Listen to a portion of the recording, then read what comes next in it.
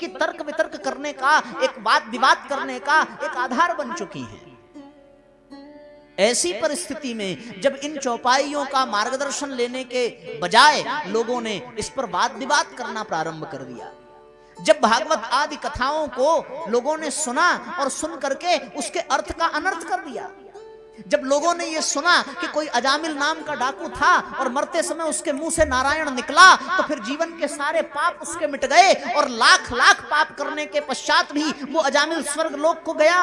आज समाज में ये कथा बड़ी तेजी से व्याप्त है और लोग इसी कथा का अनुसरण करके कह देते हैं कि भैया मरते समय हम भी नारायण कह देंगे, अभी जो हम कर रहे हैं हमें करने दो। आज जब धुंधकारी की कथा सुनाई जाती है तो लोगों की मान्यता, लोगों की धारणा ऐसी बन गई है, लोगों ने अपने मन में ऐसा विश्वास जमा लिया है कि जब धुंधकारी प्रेत योनि से भागवत सुन करके मुक्त हो गया तो फिर हम तो मनुष्य योनि में हैं, हम एक बार नहीं 10 बार सुन लेंगे, हमारे सारे पाप मिट जाएंगे। कभी ऐसा संयोग था जब कोई काग प्रवृत्ति का व्यक्ति गंगा में स्नान कर ले तो उसका जीवन हंस की प्रवृत्ति से भरपूर हो जाता था और लोगों ने इस सिद्धांत का अनुसरण किया। जीवन पर्यंत अपराध करने के पश्चात कुंभ आदि पर्वों पर गंगा में डुबकी लगा लेना मात्र उनके लिए पर्याप्त है। वो सोचते हैं कि सारे पाप धुल गए। इन ग्रंथों का अध्ययन करके लोगों ने यही अर्थ निकाला, बल्कि ये ग्रंथ इसलिए लिखे गए थे कि संसार में कर्म फल के सिद्धांत का अनुशासन लोग माने,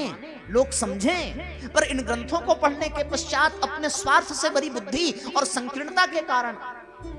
उन्होंने उन ग्रंथों का अर्थ का अनर्थ कर दिया। जो ग्रंथ लिखा गया था भगवान कृष्ण के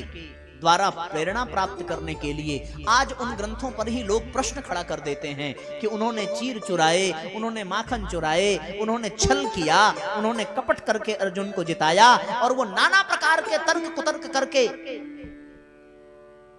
न केवल ग्रंथ का अपमान कर रहे हैं बल्कि उसके लिखने वाले का भी अपमान, बल्कि उस ग्रंथ के नायक का भी अपमान आज समाज में लोगों के द्वारा हो रहा है।